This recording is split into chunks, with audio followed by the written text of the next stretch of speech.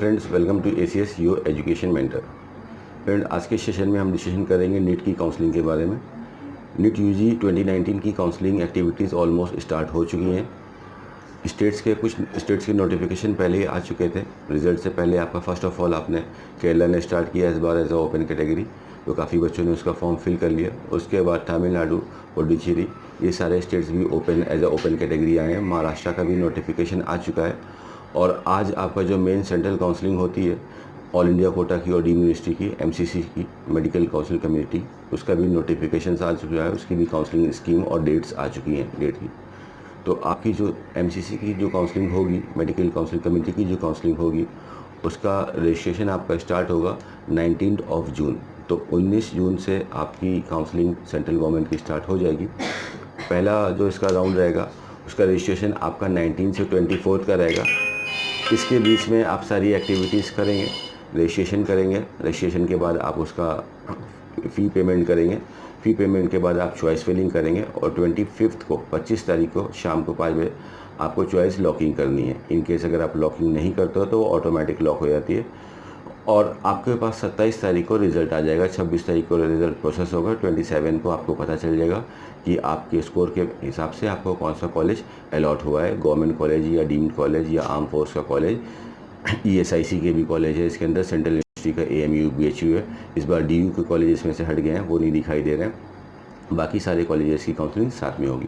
तो first round का जो रिज़ल्ट है आपको वो भी जून के मंथ में ही आपका आ जाएगा, 28 को आ जाएगा। और फिर उसके बाद 6 दिन का टाइम मिलेगा आपको फ़ीस सबमिट करने का, 28 जून से लेकर 3 जुलाई तक। इसके बीच में आप लोग यहाँ पे डॉक्यूमेंटेशन अपना कॉलेज में जाके करेंगे एंड फीसेस सबमिट करेंगे। इसी हिसाब से आपका आगे का राउंड होगा, वो जुलाई में होगा आपका सेकेंड राउंड। फिर आपका मॉपअप राउंड होगा, वो आपका अगस्त में होगा। और लास्ट में एक्स्ट्रा राउंड होगा। तो ये आपका जो पूरी एक्टिविटी रहेगी ये जून, जुलाई, अगस्त 2.5 महीने की एक्टिविटी है। तो जो काउंसलिंग हम समझते हैं, काउंसलिंग एक लॉन्ग टर्म एक्टिविटी होती है। पैनिक नहीं लेना है, इसको आराम से करना है। रजिस्ट्रेशन की अभी सिर्फ डेट्स आई हैं। बाकी अगर आप MCC की वेबसाइट के ऊपर जाओगे तो वहाँ पे जो भी आपको डाटा मिल रहा है, जो कॉलेज की लिस्ट दिखा रहे हैं, सीट मैट्रिक्स दिखा रहे हैं, फीसेस दिखा रहे हैं, वो सब 2018 की हैं। वो अभी मोस्ट प्रॉब्ली 19 के बाद ही आपको वहाँ पे भी ये चीज़ अपडेट होकर आ जाएगी। और जो बच्चे अपनी कैटेगरी चेंज कर रहे हैं फ्रॉम इंडियन टू NRI, आप लोग को भी इस वेबसाइट पे रेगुलर विजिट करते रहना है। इसका नोटिस वाले कॉलम में जैसे नोटिस आती है आपको कैटेगरी चेंज करने की, अगर आती है तो आप लोग अपनी कैटेगरी चेंज करने का प्रोसेस कर सकते हो। अपने डॉक्यूमेंट्स अपलोड करके आप मेल में कर दोगे, जिससे आपकी कैटेगरी चेंज हो जाएगी। अब यहाँ पे हम देख रहे हैं कि ऑल इंडिया कोटा का MCC की भी काउंसलिंग स्टार्ट हो गई है, डीम्ड यूनिवर्सिटी की भी काउंसलिंग स्टार्ट हो गई है, स्टेट्स भी आ चुके हैं। अब सबसे मेन चीज़ यहाँ पे ये रहती है काउंसलिंग में, माय डियर फ्रेंड्स, अभी ऐसे आप देखोगे हफ्ते भर में, 10 दिन में मोस्ट प्रॉब्ली आपको यहाँ से 2 हफ्ते में इंडिया के सारे स्टेट्स अपने अपने काउंसलिंग के शेड्यूल लॉन्च कर देंगे, सभी निकाल देंगे। और इस बार सुप्रीम कोर्ट ऑफ इंडिया की भी गाइडलाइंस थी कि स्टेट्स को इंस्ट्रक्शंस मिले थे कि ज़्यादा से ज़्यादा स्टेट्स अपने ओपन करके ही निकालें, जिसका इम्पैक्ट भी देखने को मिला है कि पहली बार केरला ने अपने आप को ओपन किया है, तमिलनाडु ने अपने आप को ओपन किया है। और आने वाली काउंसलिंग में मोस्ट प्रॉब्ली और भी स्टेट ओपन होकर आपके पास आ सकते हैं। पंजाब का भी नोटिफिकेशन आ चुका है एज अ ओपन स्टेट रहने के लिए। काफ़ी कुछ कंडीशनल है, वो आपको देखना पड़ेगा उस रिटर्न में और समझना पड़ेगा कि आप उस कैटेगरी में आते हो कि नहीं आते हो। तो इस हिसाब से आपको देखना है। अब सबसे मेन चीज़, अगर आप देखते हो काउंसलिंग को कैसे पकड़ना है, कहाँ पे रजिस्ट्रेशन करना है, मेन सवाल ये होता है हमारे स्कोर के बेसिस पे। तो अगर आप सेंट्रल काउंसलिंग के लिए जा रहे हो, चाहे आप गवर्नमेंट काउंसलिंग के लिए जा रहे हो सेंट्रल में, चाहे आप प्राइवेट के लिए, डीम के लिए जा रहे हो, तो अगर आप इसकी काउंसलिंग कर रहे हो तो इसमें आप एक चीज़ का ध्यान रखें कि इससे कोई फ़र्क नहीं पड़ने वाला है। बिकॉज इसकी जो डेट्स होती हैं ये जल्दी कॉन्फ्लिक्ट नहीं करती, ये स्टेट के आगे आगे चलता है, इसके बाद स्टेट होते हैं।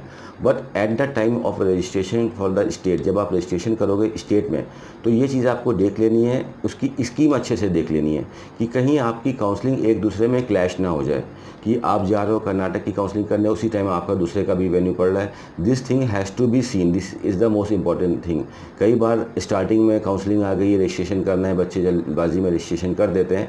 बट जब काउंसलिंग शुरू होती है, तो जब काउंसलिंग अपने मिड लेवल पे पहुंचती है, तो बच्चे उसमें से काफ़ी ज़्यादा परेशान हो जाते हैं, बिकॉज वो मल्टीपल रजिस्ट्रेशन करके बैठे होते हैं और रजिस्ट्रेशन की जो डेट होती है वो क्लैश करती हैं, जिसकी वजह से कई बार आप लोग सीट भी नहीं ले पाते और मोस्ट ऑफ द टाइम आप लोग को पेनल्टी भी देखनी पड़ती है। तो इसको समझदारी से, लॉजिकली आपको देखना है। Don't get excited from your first watch all the notification properly, note it down, आप अपना एक चार्ट बनाइए कि ऐसा ऐसा आ रहा है और हमारे लिए कौन सा बेस्ट स्टेट रहेगा जहाँ पे मैं रजिस्ट्रेशन करूँ जिससे मुझे सीट मिल सके। अभी के सिनेरियो पे देखते हैं कहाँ पे कैसे रजिस्ट्रेशन करना चाहिए स्कोर के लिए। जैसे आप लोग को पता है इस बार की जो काउंसलिंग हो रही है इसमें अगर आप समझदारी से अगर लास्ट के ईयर के डाटा से अपने आप का कुछ मैट्रिक्स निकाल लो तो लास्ट ईयर का स्कोर बिल्कुल भी मत देखिए माय डियर फ्रेंड्स, आप लोग लास्ट ईयर की ऑल इंडिया रैंक को देखिए, बिकॉज स्कोर का आप लोग को सभी को पता है कि काफ़ी ज़्यादा चेंजेस आ गए हैं। तो हमको रैंक को देख के ही काउंसलिंग की अप्रोच बनानी है, ये पहली चीज़। तो तमिलनाडु और पुडुचेरी का अभी भी एप्लीकेशन फॉर्म स्टार्ट है। पुडुचेरी में तो कम सीटें हैं, तमिलनाडु में थोड़ी ज़्यादा सीटें हैं। फीस ऑलमोस्ट दोनों स्टेट की सेम आई है, 12 और 12.5 लाख। तो अभी जब आपकी काउंसलिंग स्टार्ट होगी तो जहाँ तक हमारा ऑब्जर्वेशन है, हमारा एक्सपीरियंस रहा है कि ये जो 17 लाख के जो पैकेजेस आपको मिल रहे हैं प्राइवेट मेडिकल कॉलेज में, ये 450 के स्कोर पे और 550 के स्कोर पे 480 490 तक भी मिलने थोड़ा से टिपिकल रहेंगे। अगर अभी आपका स्कोर नियर अबाउट 400 का आ रहा है, 425 का आ रहा है, 440 450 के आसपास आ रहा है और आप तमिलनाडु और पौंडीचेरी से नहीं बिलोंग कर रहे हो तो आप यहाँ के लिए रजिस्ट्रेशन करा सकते हो। अभी सिर्फ सिंपली रजिस्ट्रेशन कराना है और बाद में अदर काउंसलिंग को आने के बाद आप देखो कि क्या मुझे वहाँ पे जाके पार्टिसिपेट करना है कि और दूसरा अल्टरनेटिव हमारे पास आ रहा है। तो 400 के प्लस वाले बच्चों के लिए वो काउंसलिंग आपके लिए बेटर रहेगी, बिकॉज अच्छा पैकेज आपको मिल जाएगा। अगर आप देखो कि 400 के स्कोर के साथ अगर आप डीम के अंदर इंटर कर रहे हो तो 400 के स्कोर के साथ आपको डीम में ये पैकेजेस के कॉलेज नहीं मिलेंगे। आपके packages according to me should be something around 85 to 90 this year. Fees भी अभी तक एमसीसी के पोर्टल पे फीसेस तो नहीं आई हैं, बट इंडिविजुअली डीम के कुछ कॉलेजेस ने अपनी फीसेस अपनी वेबसाइट पे डिस्प्ले करके रखी हैं। जैसे कलिंगा पिछले साल 12 की फ़ीस लेके आया था, तो इस बार 16 की फ़ीस लेके आ रहा है। मणिपाल में भी अपनी लगभग 2.25 लाख रुपये पर ईयर की फ़ीस बढ़ाई है, 13 लाख रुपये पे लेके चला गया है। एनापोया की भी फीस बढ़ के दिखाई दे रही है, लास्ट ईयर 16 समथिंग थी, इस बार 17.5 के आसपास आ रही है। तो ये पैटर्न अगर हम देख रहे हैं तो सभी कॉलेज की फ़ीस थोड़ी थोड़ी शफल हो रही है आगे की तरफ।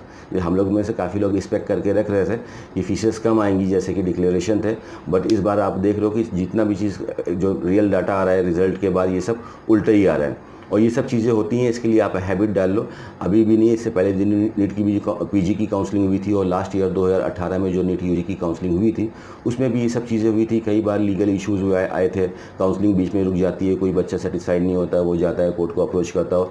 तो this thing is very much common. बहुत बड़े पैमाने पर एग्ज़ाम होता है, पूरा भारत इसमें पार्टिसिपेट कर रहा है, काफ़ी बच्चे हैं, कुछ बच्चे सेटिस्फाइड होते हैं, कुछ अनसेटिस्फाइड होते हैं। और हमारा संविधान ही बोलता है कि अगर आपको कुछ प्रॉब्लम है तो आप जा सकते हो, कोर्ट से अप्रोच कर सकते हो और जो रियल ट्रूथ है उसको आप जान सकते हो। तो ये सब चीज़ें बहुत बट ऑब्वियस सी बात है, इसको लेके पैनिक मत रहिए। This is a conditional counselling, ये सब चीज़ होती रहती है, but at the end of आप देख रहे हो कि कोई इम्पैक्ट नहीं पड़ रहा है। काउंसलिंग एज यूजुअल स्टार्ट हो चुकी है सभी स्टेटों की और साथ में सेंट्रल की। अब थोड़ा सा कट ऑफ के बारे में भी बात कर लेनी चाहिए, या कट ऑफ से पहले थोड़ा सा हम इसके बारे में और डिस्कस कर लेते हैं कि इसका क्या पैटर्न रहेगा, एक क्या क्या की ज़रूरी चीज़ें हैं। आप लोग अगर प्राइवेट मेडिकल कॉलेज के लिए रजिस्ट्रेशन करोगे 19 तारीख को तो 5,000 रुपये का तो आप लोग को पेमेंट करना रहता है। Ma'am please see the phone. आप लोग को 5,000 रुपीज़ का तो पेमेंट करना रहता है for your application cost form के लिए, और 2 लाख रुपये का पेमेंट करना रहता है आपको सिक्योरिटी अमाउंट का। गवर्नमेंट की काउंसलिंग के लिए आपको 1,000 रुपये का पेमेंट करना होता है और 10,000 रुपये सिक्योरिटी पेमेंट करना होता है। गवर्नमेंट कॉलेज की कैटेगरी स्टूडेंट को 500 रुपये का एप्लीकेशन फॉर्म देना की कॉस्ट देनी होती है और 5,000 रुपये का सिक्योरिटी देना रहता है। तो खासकर वो बच्चे जिनका 2 लाख का जिनको सिक्योरिटी अमाउंट देना है और 5,000 का देना है, आप लोग का ये ट्रांजेक्शन जो होगा ऑनलाइन मोड के ऊपर होगा। तो आप लोग को ऑनलाइन पेमेंट करना है, आप अपने डेबिट कार्ड से, अपने एटीएम से, क्रेडिट कार्ड से कर सकते हो। मोस्ट ऑफ द टाइम ज़्यादातर जो डेबिट कार्ड की लिमिट होती है 50,000 के अंदर होती है। तो अगर आपकी लिमिट उस समय आपको प्रॉब्लम ना हो, इसलिए अभी आपके पास टाइम है, आप अपने बैंक से कोऑर्डिनेट करके कम्युनिकेट करके अपनी बैंक की लिमिट को बढ़ा सकते हो। और अगर वो भी नहीं बढ़ पा रहा है तो आप ऑनलाइन नेट बैंकिंग इसमें एक्टिवेट कर सकते हो, जिससे आप नेट बैंकिंग से पेमेंट को ट्रांसफ़र कर लो। कई लोगों को प्रॉब्लम होती है, काइंडली पेमेंट दूसरे के अकाउंट से ना करें, अपनी अकाउंट को उस लायक बना लें कि आप अपने अकाउंट से ही उस समय आपकी पेमेंट कर पाएँ। ये सब चीज़ों को आप ध्यान दे के रखिएगा। बाकी ऑनलाइन काउंसलिंग है, कहीं जाना नहीं है, आप ऑनलाइन काउंसलिंग में आप वहाँ से ही अपने चॉइस फिलिंग कर लेंगे और सारा डिटेल अपना ऑनलाइन डाल लेंगे। कोई डॉक्यूमेंट सबमिशन नहीं होता है इसमें। जब आप लोग को कॉलेज अलॉट हो जाएगा, अलॉटमेंट लेटर आ जाएगा, उसके बाद फिर आप लोग जाते हो कॉलेज में डॉक्यूमेंटेशन करते हो और अपनी फीसेस को सबमिट करते हो। ये प्रोसेस आप लोग का रहता है। इस तरह से आपकी डीम की काउंसलिंग स्टार्ट होगी। ऑल इंडिया के कट ऑफ के बारे में अगर हम देखते हैं तो आप लोग को आइडिया मिलेगा लास्ट ईयर की रैंक से। इस साल सीट भी बढ़ी हैं और अच्छी खासी सीट बढ़ी है, लगभग अभी तक 4000 से ज़्यादा सीट बढ़ के आ चुकी है ऑन पेपर्स, और अभी सीट प्रोसेस में चल रही है। तो इससे भी कट ऑफ पे थोड़ा सा फ़र्क आएगा, बट अगर हम रैंकिंग में देख रहे हैं तो इस बार 575 के स्कोर पे भी आपके बच्चों को नियर अबाउट 14,800 की रैंक आ रही है। तो इस पैटर्न को अगर हम देखते आ रहे हैं तो अगर ये आप मान के चलते हो कि लगभग 580 के आसपास आप लोग को ऑल इंडिया कोटा में कट ऑफ जाने की उम्मीद रहेगी। इसका मतलब ये नहीं कि मेरा 575 का स्कोर आ रहा है या 570 का आ रहा है तो हम ऑल इंडिया कोटा की चॉइस फिलिंग नहीं करेंगे। आप सभी लोग को चॉइस फिलिंग करना है। थोड़े बहुत मार्जिनल कट ऑफ है तो आपको पहले से डिटरमाइन नहीं करना है कि नहीं ही मिलेगी। You have to participate in the counselling. और अगर आप लोग EWS बना के आ सकते हो, EWS के अंदर फॉल करते हो तो उसका भी बेनिफिट मिलेगा, और कैटेगरीज वाले बच्चों को तो आपका बेनिफिट मिलता ही है। इस हिसाब से आप इसके लिए अप्रोच देखें कट ऑफ के लिए। और स्टेट का भी कट ऑफ में अगर आप देख रहे हो तो स्टेट के कट ऑफ आप लोग को बताए थे तो आप लोग समझ भी दो। इस समय कट ऑफ थोड़े से बढ़ गए हैं कंडीशनल, तो इसको आप देख सकते हो।